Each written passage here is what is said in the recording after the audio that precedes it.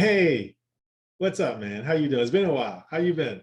I've been doing good, my brother. I've been surviving the world, COVID and all, but I'm good. How about yourself? I'm doing good. You're looking like you've been working out a lot Yeah. lately, man. Trying. So I call you Coach. I call you Coach Darnell or Coach D or Coach Murphy. So tell me a bit about yourself. I mean, why are you and I talking today? So, we go way back. Go back to the good old gym days, fitness days. Like you said, I was a personal trainer for over 15 years. I still help out. I don't train as much as I used to. I'm an entrepreneur at heart, thanks to my wife. A professional MMA fighter for I was professional for about 5 years.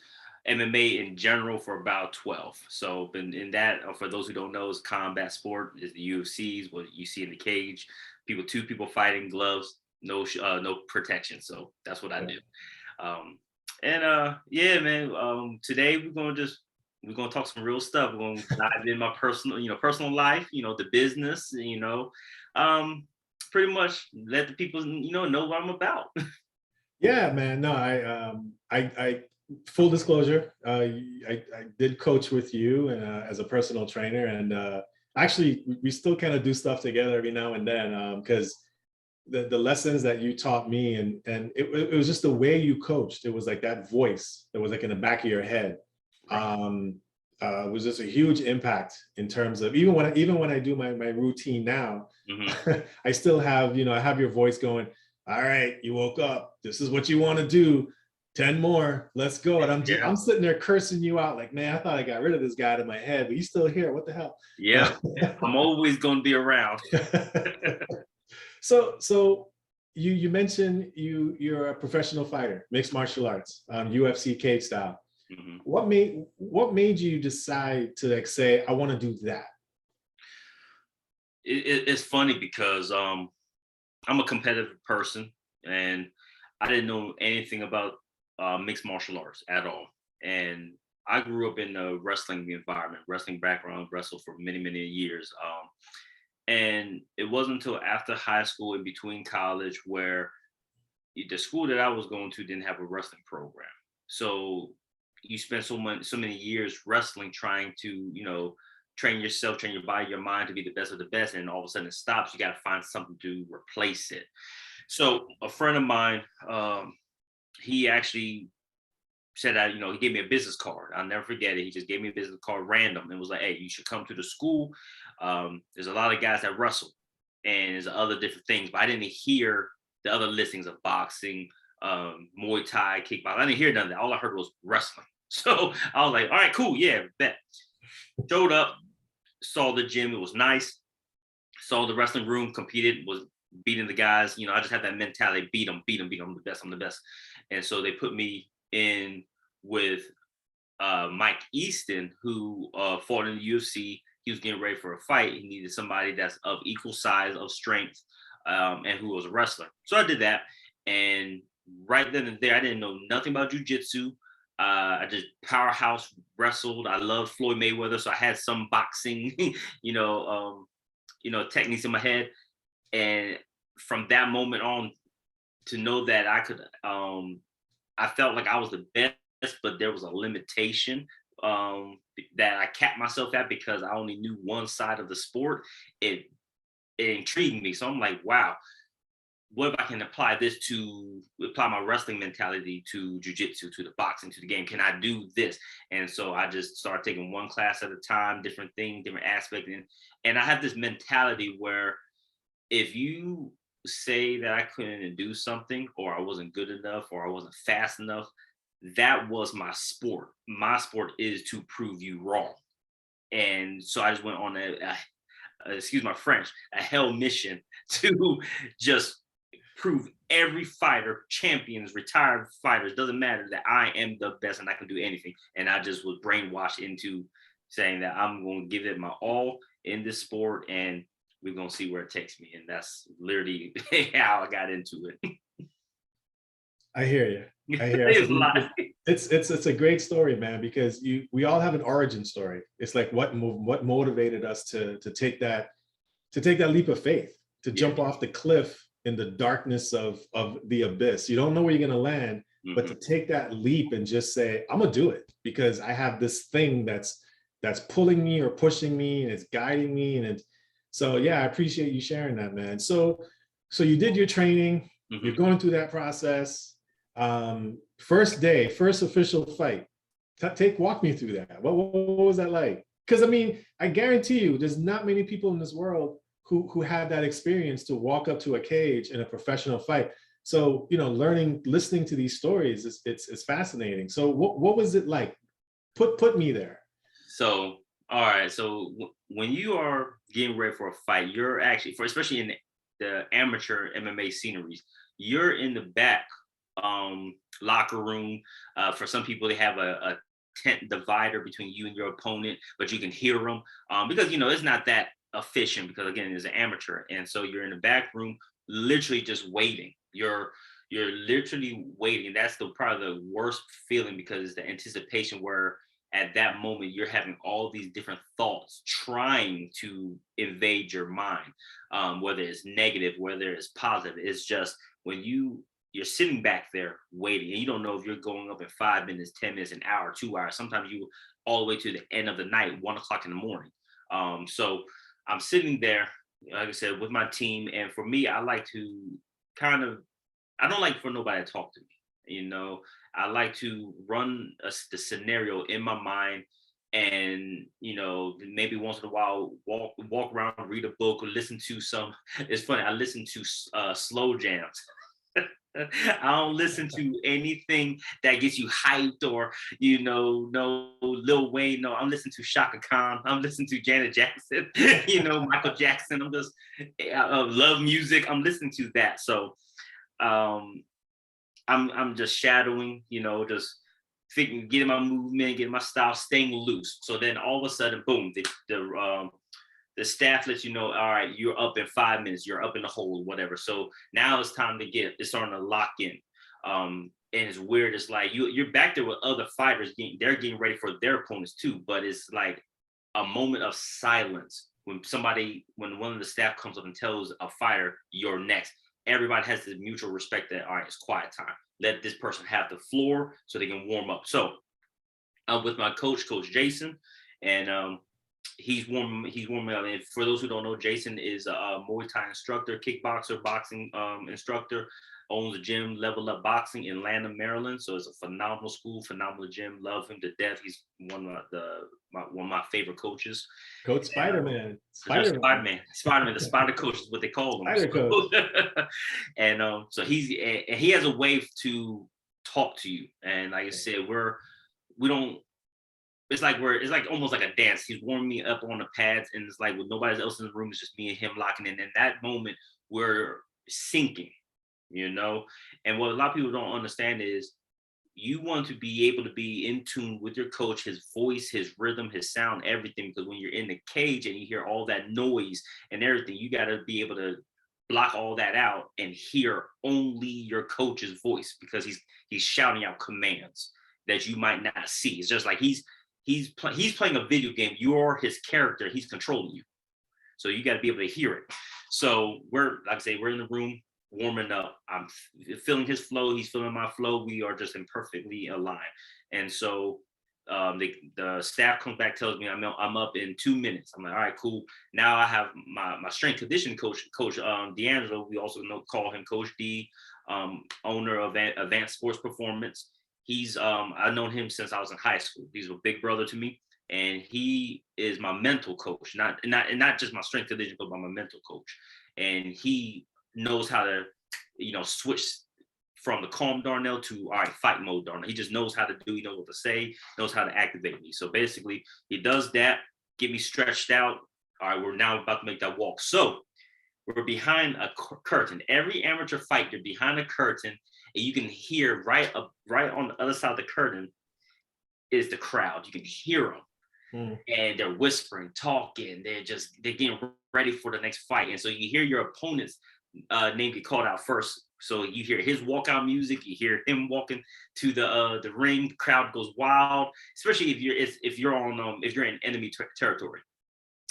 So now it's my turn. Now at this point, like my stomach, I got the butterflies because I'm nervous because again, like you said, you don't know what's about to happen. Anything could happen. He could knock me out. I can knock him out. He could submit me. I could submit him. You just do not know. And you hear your music play, boom. I hear my coach, says the magic word. I'm locked in. The butterflies disappear. The curtains open up, and I'm walking. And I always play motivational music to inspire not just myself, but to let the crowd know who I am and what I'm about.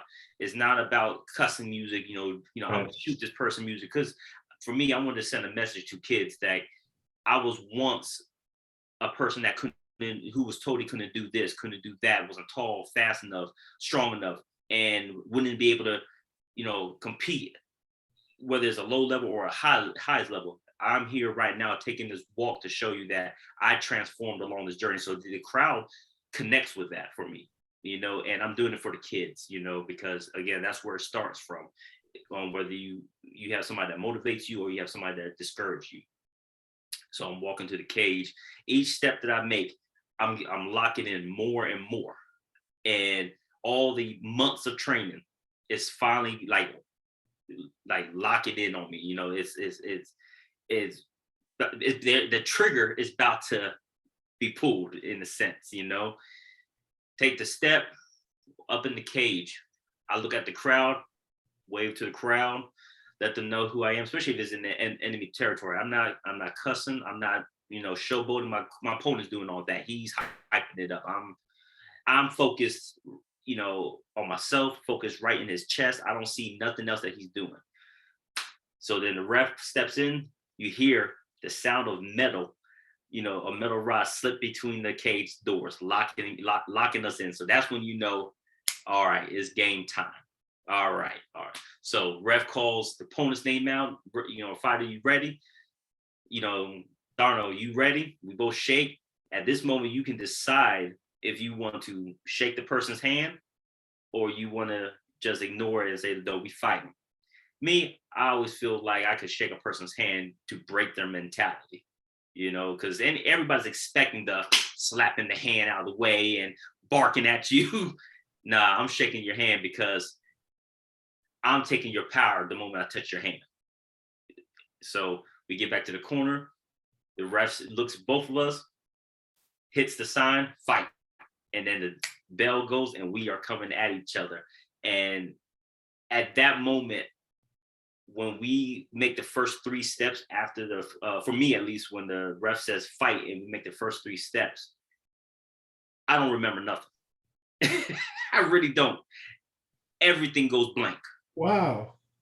And all I don't hear the crowd. I see my opponent. I see the lights. I don't really see the lights. I feel the light because the light projects so much heat. So I feel the light. I see my opponent. I don't even see his face. I just see the neck and down, and then I hear my coach. That's all I hear. And that's what I was saying earlier. We was in sync, so I can hear his voice, feel his flow, his call, everything, his tempo, his beat, his heartbeat. Like, it is weird. People don't realize fighters can feel their coaches' heartbeat and vice versa. And that's exactly what I felt for both of my coaches, my coach, Coach Jason and my strength conditioning coach.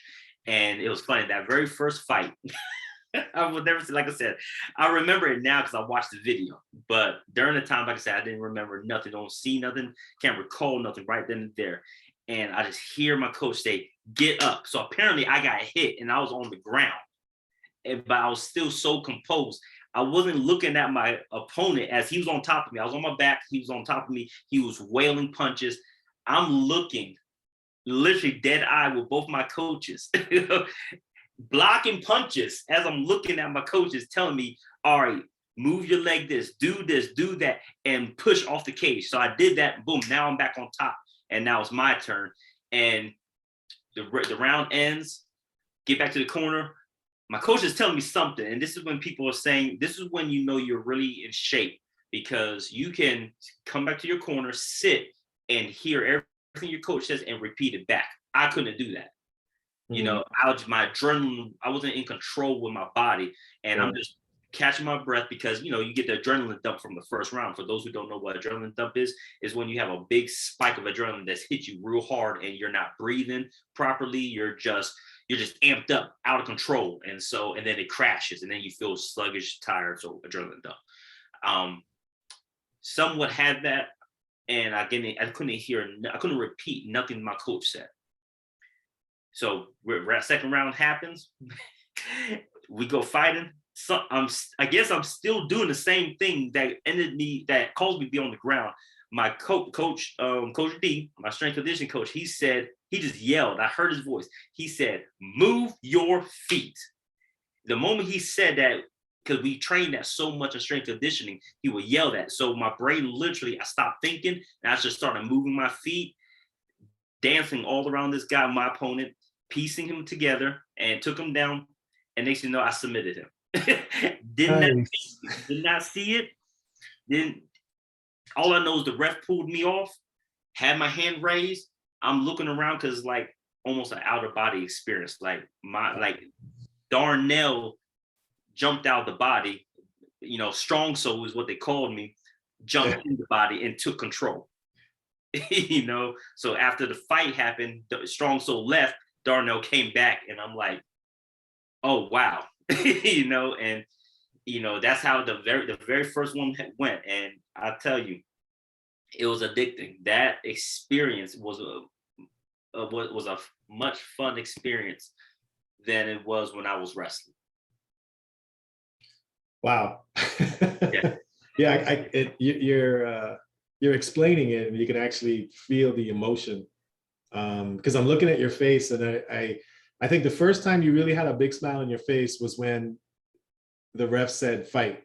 That's when your face just lit up, because I think that's when you went into automatic control. You went into some kind of automatic. That's when you stopped remembering stuff. So there's something really there, and kudos to your coach, Coach D, the strengthening coach. Yeah, he was at Level Up when yeah, you and I were training there, and everyone, we got to go. If you don't know Coach Spider at Level Up, Coach Jason, you got to go meet him. This guy is wonderful. He's a wonderful human being, man. So yeah, kudos to having that team who coached you and trained you yeah, for your first fight. So that was your first fight. That was amazing. You took us through that process, and there are many lessons there, man. There's many things that all of us could actually use from what you just shared. Not just in business, because I know we're going to get into business, but just on a daily thing. It's like, right before you do something that you're not familiar with, yeah. just go ahead and do it. Keep taking that first step towards that hard goal, Mhm. that walk to that cage. Some people take that first step and they turn around, they Yeah, quit. You just absolutely. kept going, man. So I think that 50-foot walk is a hell of a journey in it by itself. It is absolutely, and people got to understand we as human beings, we have been raised to look at life where if I do this, I should get this in return the Right. moment I complete this. And that's not how it works. And I feel like that's where a lot of disappointment come into place for us, because we expect, especially like, for example, fitness. People say, all right, I want to lose weight. I'm paying this coach. I want to lose weight. We look at it as, if I give you this currency, I should in return lose weight the moment I give you this money, this financial, paper. And so when they realize time goes by and they're not getting the results that they see they should be getting right then and there because they paid, that's when they start flocking off. They're like, oh no, I'm not going to sign up again, or I'm not going to do this, not going to do that, because the expectation of time is irrelevant to that person. They want it right here, right now. No, that's not how it works. It's an endless road, and in anything in life, it's a journey.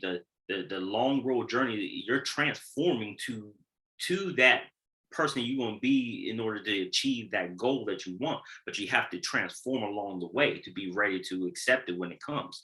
And if you're expecting it along the way, you're not going to be able to give it your full potential. You're not going to give it your all, because you're going to be holding back now, because you're like, I don't know if you're gonna do these what if games, I don't know if I'm gonna get it. I don't know. Should I could continue? No, you give your all. Me with the cage, and there is no 1 foot in the door, 1 foot out the door. I'm in it until the wheels fall off, or I'm not gonna go, at all. And so Yeah. Once you're in the cage, there's no plan B. there's none. No. You just got to execute. You just got to work it and execute.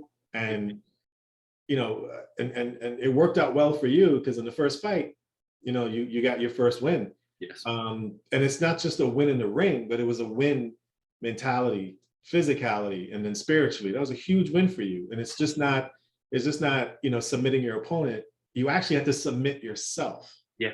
In that process. Absolutely. So you have to submit yourself in the process with that process and getting to that point. And that's a great point that you make. When someone pays you, they expect this automatic reward. No, it takes hard work, man. It takes a lot of hard work. So kudos to you for doing that. So that was your first fight. So in terms of your fight career, where are you with that now? And how did your fight career go span from your first fight all the way up to your current fight or your last fight? Well, it went moderately okay, I would say, only because after that first win, I was craving to just fight again. And I always took my training serious, but I never approached the game of fighting the way I should have. And I was impatient, I was young, I was dumb, naive, and I would a lot of times sneak and do fights without really telling my coaches, without really any real game plan. I would just call up a few friends, hey, meet me at the gym, let's do some sparring. And because in fighting, in professional fighting, you're getting paid for it. And for me, I wanted the money. And when you're fighting, yes, money is important, and sometimes that's people's main goal, but you have to still have a solid foundation that you repeat over and over again for each training camp in order to achieve the goal that you want. And I was trying to skip A, B to get to C. And by natural default of my gifts and talent, I won some. I lost fights that I shouldn't have lost. And, I beat myself up for it. Now during that time, I was just trying to get the money, because for me, I wasn't in the best financial stability, and because I was training full time, I still had bills and I was living on my own. So it was like, all right, well, I'm living this dream. I need to make money. I need to make money. Well, I need to make money quick. Well, here's a fight. Well, it's going to take 3 to 4 months of training. I don't have time for that.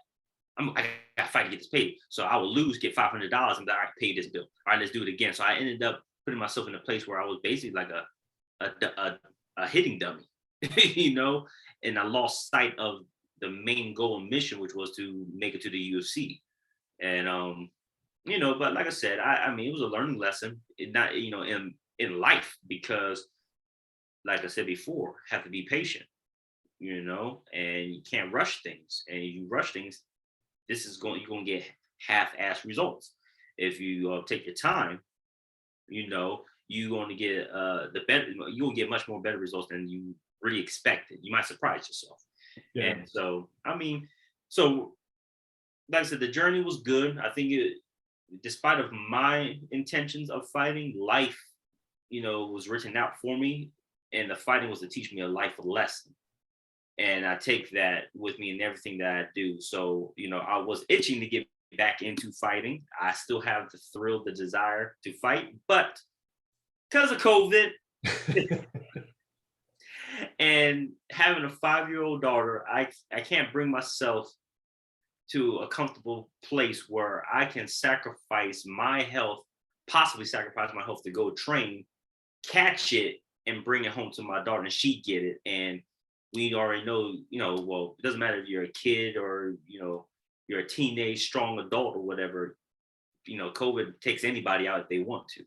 And so I'm playing it safe. I work out, by myself, secluded, as if I am getting ready for a fight. But for right now, until they really find a cure for this thing, I may never fight again. And you know what? I'm cool with that. Yeah.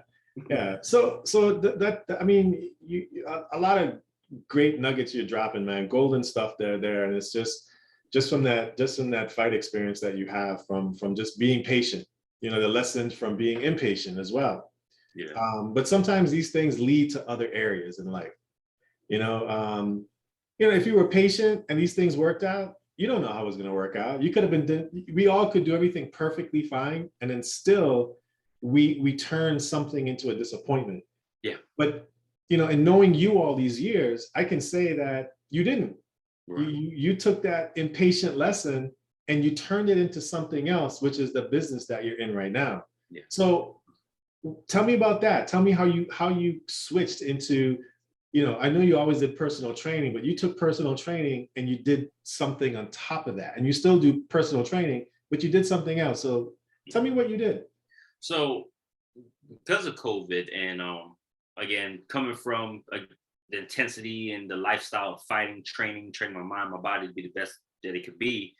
When I was fighting, one of the biggest things that we had to do was branding, and it was very important for the fighters, and it, public, and just the fight game. People don't realize, like, with fighting, it's the fight business. That's why it's called a fight.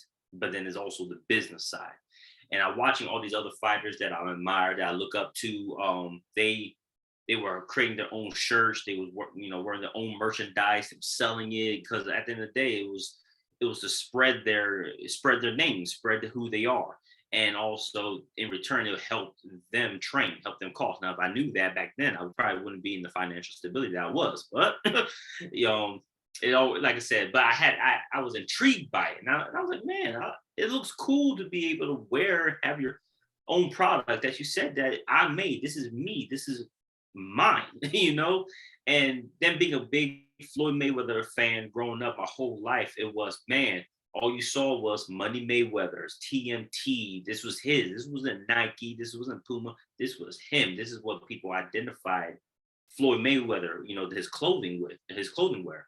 So I always had that in the back of my mind, my soul, that I'm gonna make some shirts. I'm gonna do this. And I dabbled in it a little bit when I was in the fight game, but it was so much going on. I was trying to train myself, trying to sell tickets, trying to make sure. It was just too much.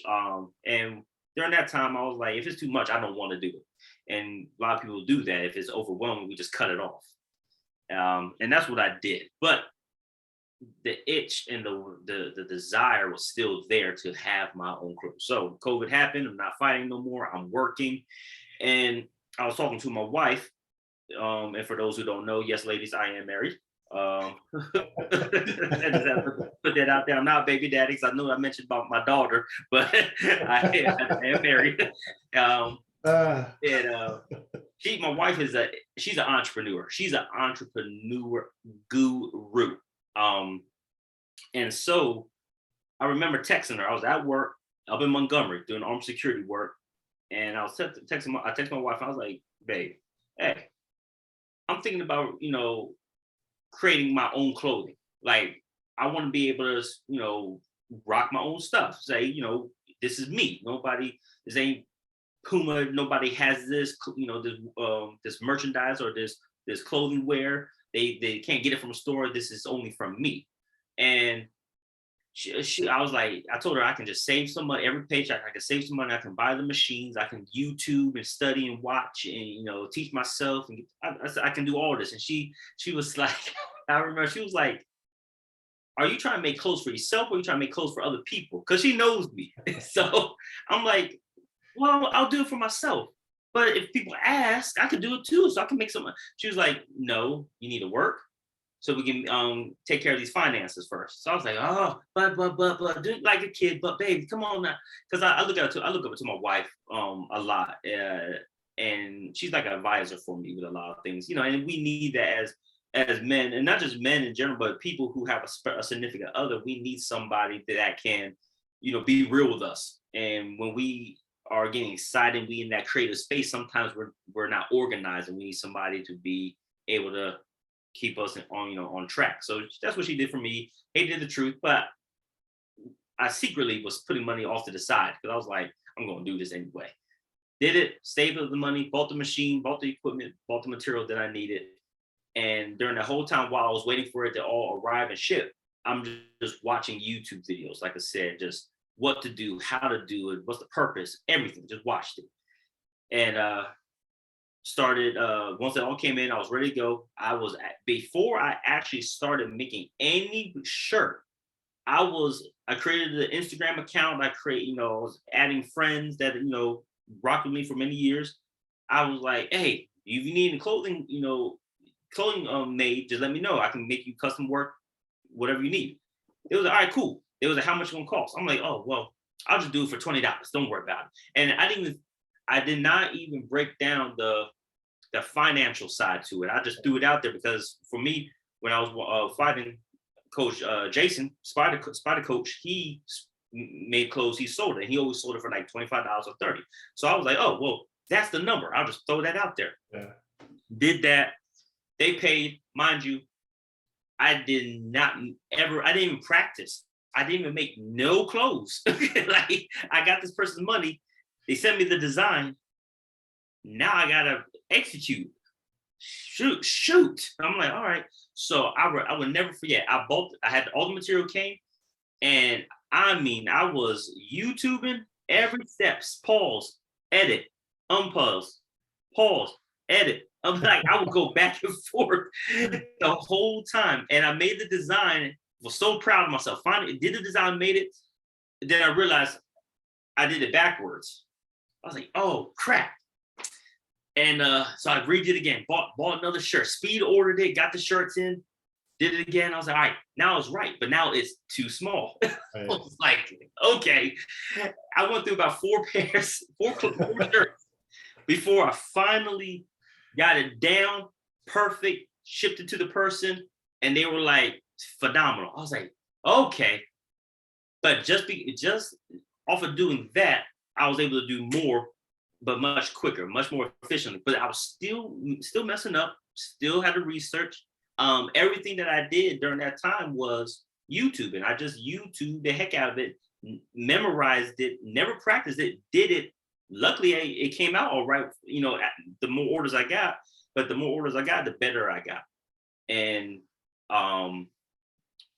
then I was like, all right, yeah, I started making started becoming a custom apparel manufacturer for people.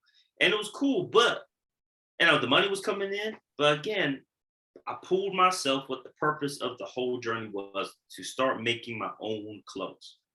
And so started doing that and took a break from custom clothing and started really thinking about the different type of designs I would want to have for my brand. And I'm not an artistic person. I'm really not. But when I was creating designs off of Canva, I was like, oh, this is beautiful. This is cool. This is going to be the brand. This is going to be the logo. Right. And I was really, I was in it. I was like, this is it. Making my my stuff. Told my wife, I was like, babe, look at this. This is fire, right? This is cool. She said, babe, this is beautiful. And all that stuff. And so I'm posting it on social media. Hey, anybody want to get a shirt? We just started our first brand, our first logo. Boom, let us know. No, nobody was buying anything. And so I'm like, okay, I'm still new at this, kept pushing it. One person bought, told my baby, very excited. Hey, got a sale, did it. They received it, came out perfect. They received it. They tagged me on the post. And I was like, I felt like this is the future. This is where it's at. And and during the time I had a friend that he became my friend, became my business partner. He actually did design work for many years, for like over 30 years. He's a designer. And I kept pushing him off. He was like, let me make you some designs, no cost. And I'm like, no, I ain't gonna do that because you're gonna want something at the end of the day. No, nothing is free. No. So I kept pushing him away. And it was I'm still doing my thing, the brand, the logo that I had. And if I could show you the logo that I had, I look back at it now, it was ugly. It was ugly. And I'm like, that's why nobody was buying it. If I can paint a picture for you, it was two baby blue streaks, just two, with the word NevaStop in like it's called a shriek hand font. So for those who don't know, it's like a bubbly, it's like a bubble bold font. Right. And I just wrote NevaStop on top of the blue streaks. That was my logo. And the wording NevaStop was red, because that's my color, my signature color. And I was like, when I look back, and so the guy, my guy named Walt Anderson, on Instagram, we call him 21 Primetime 37, for those who want to find him. 21 Primetime 37. He just came out with like 7 designs, 7 logos. He said, I just made this sitting at a traffic stop. Send it to me. I looked at his stuff, looked at my one logo. I was like, wow, my logo's trash. Like, okay. And he, like I said, he made me like 7, 10 logos, and I was just so excited. I'm like, man, how much? He's like, man, I just want to help you. And he was genuine with that. I felt it. And you don't see a lot of people like that in this world. Yeah. And because everybody wants something. They're like, well, if I help you, what am I going to get in return? And sometimes that's not how it works. Sometimes by you helping somebody without anything in return, you're going to eventually get something back in return from that person or somebody else. It's just the way the world works. And so this logo right here, for those who can't see it, is an NS with the crown over it. He made the logo, and I fell in love with it, and I made that part that became the brand. So I rebranded it.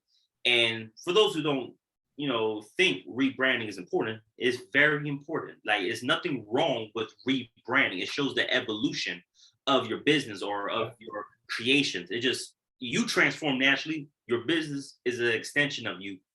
It's transforming too. So reconstructed the whole logo, the branding, everything.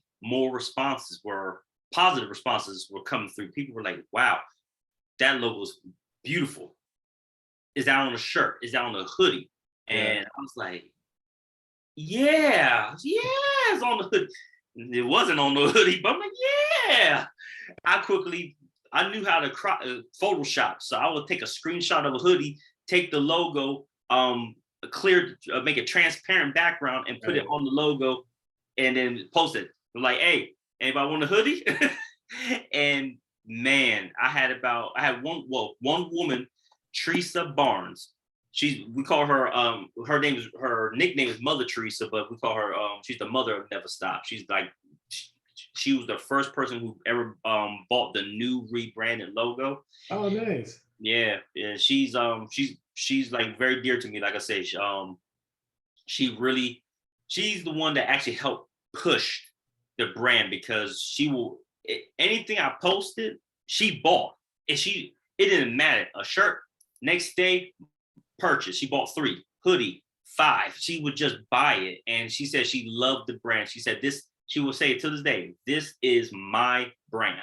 So it was so powerful. She connected with it, and people will see her, and she's and what I love about the story is, really, to be honest, and I'm going to be real transparent, for people to know what NevaStop represents, it's the essence is a lifestyle brand. It's a motivational lifestyle brand that is to encourage and empower people to be their best, and to never stop believing in themselves, to always push, to always strive for greatness, and just believe in yourself despite of what the world is trying to tell you, or try to put you in a box, or try to belittle you. Ignore all that.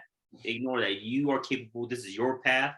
Your desires for you and you alone. And so that's what NevaStop is about. It doesn't matter. And she took that. Mind you, she's 50 years plus young. And she competed in her first bikini competition at her age. And many people didn't think she could do it. People doubted her. She overcame her own fear. She had no confidence, no security. She had so much insecurity, within herself. And you could tell when you talk to her, she just was very timid, like a very fragile, a fragile angel. She was very fragile. And when she went through her transformation, and we would talk almost every week, going through a process of her journey to compete, and she was nervous, and then she was just like, I'm gonna do it, and she just without thinking, she just signed up, she trained every day, boom, went on the stage, and you could see she was so empowered, and she believed, and she got the confidence again. And now you see when you talk to her, you can't tell her nothing. Like, she believes herself more than anything, and that's what NevaStop has always been about. Just overcoming those fears, breaking the darkness that we put within ourselves, because we hang around the wrong crowd of people who's telling us all these negative things, Yep. And so, when I saw that of her, it was like, all right, this brand is going to be something big, because everybody has a story that they can connect with, Yes. and man, it's been crazy. So we started in 2020, with the crappy logo that I made. We've rebranded in 2021, and it's been a journey since then. It's really been a blessing. We just have great support system, like from all over the world. I mean, California, Florida, Texas, New York. So it's been a beautiful journey, man. And so we're still in business, still going strong. We just rebranded our website. I saw that. So what you say, you saw it? Yeah, it looks good, man. Appreciate you. And that was another thing, being the creative mind that I was falling into. The very first website had limitations, but it was good. Again, learning experience. I'm never designed a website before. So I watched so much YouTube. I graduated from YouTube University like 6 times. I built the first website with Equid. I did that. It had limitations, but I made all the sales, got the brand more known from that. Then it was like, all right, let's go up. It's time to level up. If we want to grow, we have to, change our environment a little bit. So did that, went to another web e-commerce website. That one, I was with that for a year. It was good. It was a foreign website, but still limitations, but it took us to another level, taught me a lot of things with the functionalities and what needs to go into with the website. And then now where we landed at now, with Shopify, everybody knows Shopify. For those who don't know, it is great. And it's really been a blessing. And like those steps, my wife told me to do Shopify from the very beginning. She was like, just do Shopify. And I was like, no, it's too expensive. No, I'm not ready. It was all these different excuses, but it was good because I had to take my own journey, my own path. I had to do it my way to learn, to build, to see if this is something that I'm really going to put my all into. Am I going to half-ass, or am I going to put my, all in? And finally time came, created Shopify, new website. And we got rid of all the merchandise that we created, because I was creating stuff that I shouldn't even have created. I just saw it and was like, oh, this is nice. Slap my logo on it. Boom, let's sell it. It was terrible. It was good, but it was terrible. But again, another learning experience, because people didn't know what NevaStop was about. And all you saw was 64 different items. They look cool, but there's nothing for the people to connect to. Yeah. And I had to take a step back, which we all have to do in life sometimes, take a step back so we can move 2 steps forward. And now on the website currently, we only have like four items, and that's what we're focusing on right now, is just to push those 4 items to tell the story, get people connected to it, and just grow from there. And then we'll slowly add new pieces, like maybe 2 pieces, maybe a year. It might be just 1. I don't know. Yeah. So we are currently at that state now, and like I said, couldn't be happier. I'm very proud of NevaStop and where it's come to so far. Yeah, no, I'm look, as a buddy of yours for all these years, I'm proud of what you did, man, because I do remember your original logo. Yeah. We're gonna leave it there for a minute. Thank God for traffic stops. Right. Yes, thank God. But you're so right. I mean, when I'm a business owner as well. When you build your business, you want to have the right people around you. But what's also important is you want to remove the wrong people away from you quickly as well. Yes. So you're very fortunate to have, someone that you marry that's your wife, you have her on your team. Yeah. And before I get to that story, I want to bring up, because we're going to go back a little bit, because if you don't mind, there's a story you told me. I want to share it.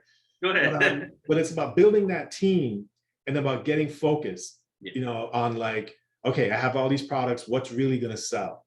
Right. People connect to the story, and your story from your first fight. And when you all you have to say is never stop, and then I remember your story, it totally connects. Right. So, when I look at your brand, when I look at the stuff that I bought from your company, it's great. It's a great fit. I love it. I use it when I exercise every day, and well, not every day, but at least 4 times a week. Right. And when I put it on, I literally feel like this is Coach Darnell, man. Here he is on my damn head again. This guy is just, come on, Eric, one more set. And I'm just like, all right, man, let's go. So yes, the way your brand and the name of your brand, NevaStop, in your company, it's who you are. Yes. That's the most important part. And that's why the lesson is there in the branding.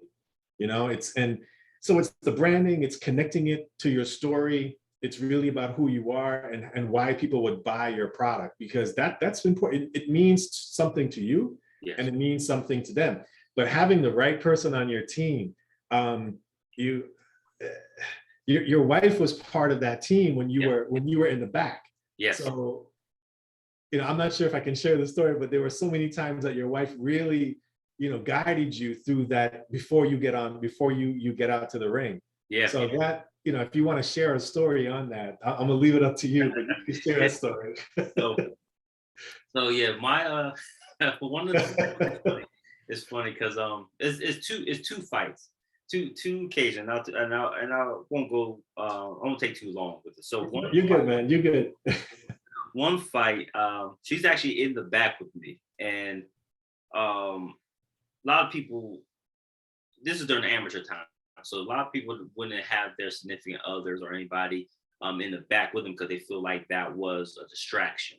And so for me, my biggest strength comes from my wife, because I know, and it was always a feeling, if I lose and the person was disrespectful, my wife will jump in the cage and she will fight the person. And my wife can fight when I tell people. So she's in the back, and she grinded out this whole training camp with me. She did the weight cuts with me. She will feed me. She would do everything that I did. She was going through. And still holding things down with the house and everything. So we in the back, we're getting warmed up and everything. She's recording, and I can hear her saying, "Baby, you got this. This is easy work, light work." And we do this in our sleep. And then they called me up. It's time to walk out, and she's still behind me. She working, and I can hear her voice every step of the way. And we get to the cage. She sits down, a little back to the ringside, and she's shaking. She is shaking. She's nervous. I mean, you can see it on, her body language, because she's like, "This is my baby. This is who I love." He's about to get in the cage where he gets hit, but when the bell, and I'm nervous too up until the cage door locks, and when it happens, and it's funny, when the rest of the fight, she wasn't nervous no more. I wasn't nervous. She wasn't nervous. We were just in sync, and one of the fights, it was close battle back and forth. I mean, we was damage to damage, blow for blow. And I remember hearing the end of the round came to the corner, and she said, "Babe, I know you got more than that. You better get in his ass, or I'm going to." And I just snapped, and I'm like, it's funny. I shook my head as if she was in front of me, but in the back in the cage. I'm like, okay. And then I just went to work. And it's funny. Again, it's only people that I really care about, that is connected to me on a very deep level, can pull the best out of me that I don't even see. Again, another out of body experience is certain people. Not everybody can do that. So that was one story. And the second story is when I didn't properly train. Mm. This is a sneak fight My wife knows. She didn't tell nobody.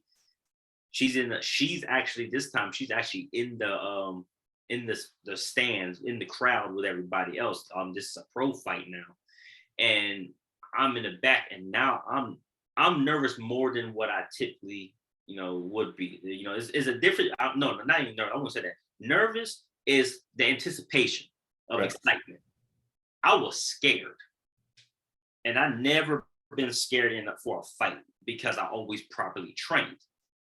But because I didn't train my mind to block out the negativities. It didn't block out the insecurities. And I never forget that. My wife will contest this. Right before they said, all right, Murphy, you're up in 5 minutes, start warming up. I remember grabbing my phone, which I never touched my phone ever. Grabbed my phone, text my wife, said, I think I'm going to lose this fight. Mm. I am scared, is what I told her. She said, why do you feel like that? Why do you feel like you're gonna lose a fight? I said, I don't know. I didn't know, but I just said, I told her I don't know, but I feel like I'm going to lose this fight. That was the fight that I lost, and I ended up losing that fight. Mm. All just from that. And we talked later that day, or later that night, I should say, I'm sorry. And she said, you felt that you was gonna lose and you were scared because you didn't properly train. You knew you was fighting for the wrong reasons. And I couldn't argue with that. My pride wanted me to, but truth was she was absolutely right. And that just I'm still young. I'm still young at the time, and it wasn't we went through ups and downs with me being hard-headed. I'm a Taurus, April 27th. I'm bull hard-headed, so is what it is. It happens. And but the older I got and the more we talked from that time is when I realized more and more my wife isn't trying to be right. She's trying to guide me in the right direction. Yeah. So yeah, that's a yeah, those are the stories I remember you telling me, man, because it goes to show you really want to have those right people on your hip, because you pull for each other, 24/7, no matter what. You're real, yeah, right? Not honest, but you're real. yeah, Truthful and real is a beautiful thing. I don't care what anybody said. They call it, I forget what they even call it. I call it beautiful honesty. mm-hmm. Yes. They call it ugly truth. There's no such thing. Yeah. There's nothing. Yeah. The truth is a beautiful thing, and you and your wife show that story. It's a beautiful thing, and you support each other. Yeah. Even in the business, man. I mean, so you definitely want to have the right people around you, and then just be ready. Just get each other ready for the next step. So, talking about next steps, what's next for you? What's next for NevaStop? What's next for Coach D? What's next for Darnell, man? What's going on? What's happening in the next couple of years? When I see you again, what are you going to tell me? So the next thing, the trajectory is we are going to me and the team, we're going to incorporate a sub branch. We're going to turn NevaStop from just a clothing brand to a networking brand.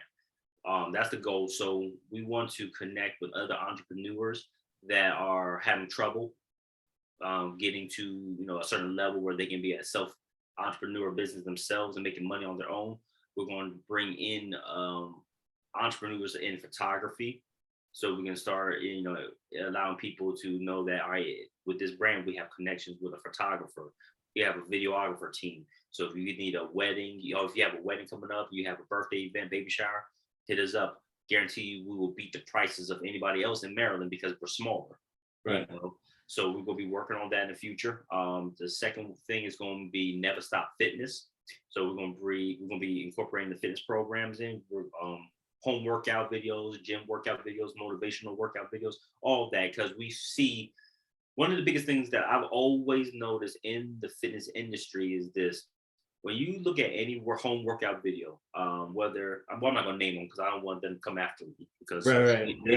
They will. But these well-known branded home workout videos you see, you never see trainers that are going from fat to fit. It's always that first video, play button, the first play button that you hit is always you see this ripped up, in shape, powerhouse dude or woman, and they're going 100 miles per hour. And if you never worked out and you bought this to be a guide, it's like, okay, this is too much, or let me pause, or whatever. So we're going to put a twist into it, whereas we're going to have different variations of bodies, whether it's, not your typical, ideal fitness coach, but somebody who's getting in shape. They are teaching you, they're instructing you, but they are going through their journey too in the workout videos. So you see them might be a little chubby, you're a little chubby watching them. They're working out, they're in pain, you're in pain. They're transforming, you're transforming. So every like not DVD, but every video as you see them getting stronger, if you're following and doing the same thing they're doing in the video, you should be getting stronger too, because we're both keeping each other accountable indirectly. So we're going to put a little twist on that. And then again, we're going to be doing some personal fitness training. So we're going to be doing boxing training, within the DMV area for those who are interested in signing up. So that's one side. And then again, really blowing up the clothing side, because I feel like the clothing can be one of those brick and mortar type of brands, like the Nikes, like the Pumas, but the difference is we care. We're going to give back, and that's the main mission I want to have people understand, and feel and believe that NevaStop is not just to encourage you and help you believe in yourself, but for every purchase that you make on the site, we're going to take a portion of those fees and donate to a struggling family. That's whether it's a struggling family or a struggling individual, it doesn't matter. We're not going to be asking 1,000 questions. We're going to do random picks, cash app you, Venmo you, send you a check. I don't know. We're just going to send that money to you. You don't pay us back. That's yours.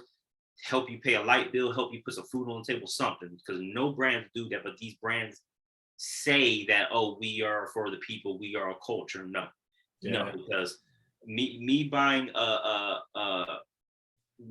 whole bunch of basketball book bags and school clothes for kids isn't feeding you. Isn't helping keep the light bill on in your house or the heating bill in your house. Or so what if I donate thousands of dollars to a rec center? What does that do? Because you still gotta go home at the end of the day. So it really upsets me when I hear a lot of these brands that say that, and then they're rich, they're wealthy, they have money, and they're still making money off of the hard work and the dime of your average middle class, low class people. Mhm. So I'm going to flip the narrative that this is for the people, and the brand wouldn't be going in the direction it's going if it wasn't for the people. So let me take care of the people as much as possible. That's beautiful, man. Let me know how I can get my company involved with you on that. You and I have chatted a lot of times, but yeah, let's figure out a way to bring in other networks into getting you and the NevaStop family to get to that type of that community that you're building. So yeah, it's attractive. It's a great thing. I've known you for a long time, and let's pull some resources and figure this out, man. That's cool. No, Yeah, let's see I can help you out in any kind of way. I appreciate it. Thank you. Yeah, And that's the thing people gotta understand. You can't be greedy in this game and expect help from everybody. right. You're going to push a lot of people away. Yeah, So yeah, business, you look at America, and it's more greed than it is, support and belief in the system. It's just, and a lot of people think I'm crazy when I say this. Even at the job that I work at, it's funny, quick little story. The job that I work at,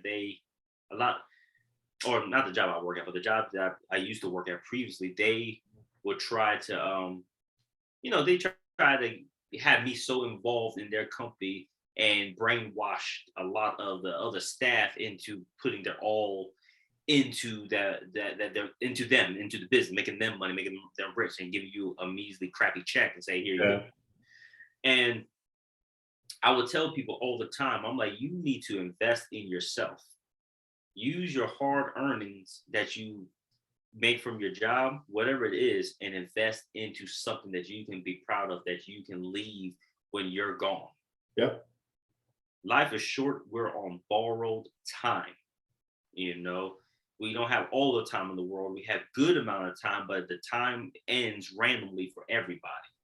So why am I going to continue to work a 9 to 5 every day for somebody else and not utilize the results of that 9 to 5 to invest and create something of my own? Yep. You know, so Yeah, and a large part of what you're saying is what we saw with what's been coined as the Great Resignation in the past, I guess, year and a half, where a lot of people, and it's a statistically significant number of Americans who were once formally employed, and yeah, they're starting to open their own business. yes, And a lot of people were like, hey, if I can stay home and do the work and spend time with family, and I can take my 8 hours and do three different things that I love and still be around my family, why not? right, And still make a living, why not? Not make a living, not try to survive. There's a difference. absolutely, And yeah, they're home, and they do things because it's from their brain, their heart, their mind, their hard work with their hands. How do I create something like what you did? You went on YouTube. How do I do this? Boom, I got it, turned it into a business. Boom, and now you're doing it. Now you're taking your business to another place with you and the team that you have. So absolutely, these things are happening, and they happen for a reason. yes, You know, um, I can tell you, I've talked to a lot of business owners, I've coached a lot of clients who are doing exactly that. They're like, in about 2 years, I'll be here. All right, this is what we can do on a week-to-week basis. This is what we gotta accomplish. Let's get it. Let's go after it. Let's keep moving forward towards that goal. So yes, yeah, I love it. That Great Resignation, I was like, perfect. I love it because people saw it. They got it. It, it hmm was it was a forced issue, yeah, but it actually made a lot of people make that move probably a lot sooner than they planned. yes, absolutely, Yeah. absolutely, and for those who can't connect the dots to it, I like to use the movies as as a metaphor. Mhm. The Matrix, for those who, Uh, a lot of people didn't never understood or get the Matrix, and I compare the Matrix to America. So when you're born, real quick, when you're born in society, you are you're groomed into a system where it's like, all right, you have to wake up at this time, you have to be at school at this time, you have to take these classes, you're going to eat once during this time, and then go back to work, and then you go home, and then you're going to repeat. And then mhm. you do that from elementary school, middle school, high school. Then when you start working, what why is it that when you work it's similar to school? Oh, let me work, let me be here at this time, work, work, work, get one session of a lunch break, like school, go back to work, work, work, go home and repeat. And I'm off on the weekends, or I'm off for 2 days, off for school for 2 days.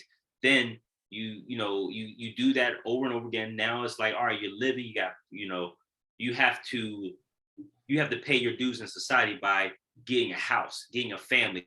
Oh, well, if you have a family, now finances are going to go. Well, we're not going to increase your wage. We're going to keep it here, but we're going to make everything. So we're going to make you work longer, make you work more jobs, so you can, excuse me, so you can survive, create more debt, which people don't understand. America lives off of debt.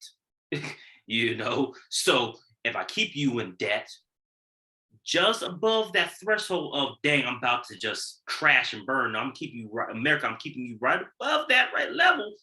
I'm gonna always survive. We're gonna keep the thing first. What they don't like, what America said, and you're as entrepreneurs, I compare it to the Matrix. The Matrix is the entrepreneurs are like Neos, like the Mhm. Morpheus, like the Trinities, like these characters who see the world for what it is and they jack themselves out of the system. Entrepreneurs, we're taking ourselves out of the American system and we're doing our own thing. So now America's like, oh no, they're frazzled. Well, if you're gonna do that, we're gonna charge you a high tax rate because you're a business now. Why is it that why is it that if I'm working for you, I'm only paying, a certain 2%, 3% on my taxes, but when I go into a business, I gotta give you 15%. Because you're disrupting it. Now you don't need me. And then if everybody was to become entrepreneurs, the world, the people in power, they'll start crumbling. And that's how the Matrix was. That's the movie The Matrix. You have these Neos who break free. They can see the world as numbers, not this facade, Right. getting other people to do the same thing. And then the machines are scared because now it's like, wow, we're gonna lose. We're gonna lose power. We're gonna lose our society. And corporations, they live off of that. They need people to work. Now, there's nothing wrong to work a 9 to 5.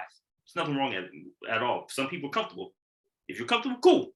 Yeah. But you don't have to just work a 9 to 5. That's Right. what I'm trying to say. You can make a living doing something that you're passionate about. Create your own business, because again, that's how America became a business. So if America was created the way it was and the corporations were created the way it is, you could do the same thing. Just take the blueprint. Yep. And that's what they're trying to keep from you, is that blueprint. Sometimes you got to find your own blueprint, but it's there. That's all I want to let people know. It is there. It's going to be work. It's going to be time. But if you could take anything from my story and all you need is the hard work, the dedication, the drive, and the right people. You might have to do it by yourself for a little bit. There's nothing wrong with that, because the right people around you, or the right people, is going to be out there and they're going to be gravitating towards you. Just the forces. I'm not going to. Some people don't believe in God. Some people do. Just the force of life is going to bring the right people together, and it's going to be up to you to decide what you want to do. Half-ass and have one foot in the cage and the other foot out, or be all in. Yeah, because remember, the cage door closes. Cage door closes. You got to be 100% in or 100% out. Absolutely. So with that, man, thank you. This has been a while coming. You're one of my top people to chat with. I'm glad we could coordinate, our time and get this recorded. Absolutely. And I just look forward to seeing those next steps, man. So I appreciate you. So how do we get in touch with you? So you can visit us on the website at www.nevastop.net. That's the like I said, that's the new website. You can also find us on Facebook at NevaStop Apparel. You can find us on Instagram, NevaStop official. So that's NevaStop_official. And again, that's NevaStop on everything. So NevaStop.net is NEVA. And like I said, you find me. I'm always on Instagram, so find me there. It's gonna be the red crown with the NS on top of it. I'm always available to talk, chat, inspire, and motivate. So hit me up that way. All right, man. Well, good seeing you. Thanks for doing this, man. I appreciate you. I appreciate you, my brother. Thank you for having me. Thank you. All right, take care.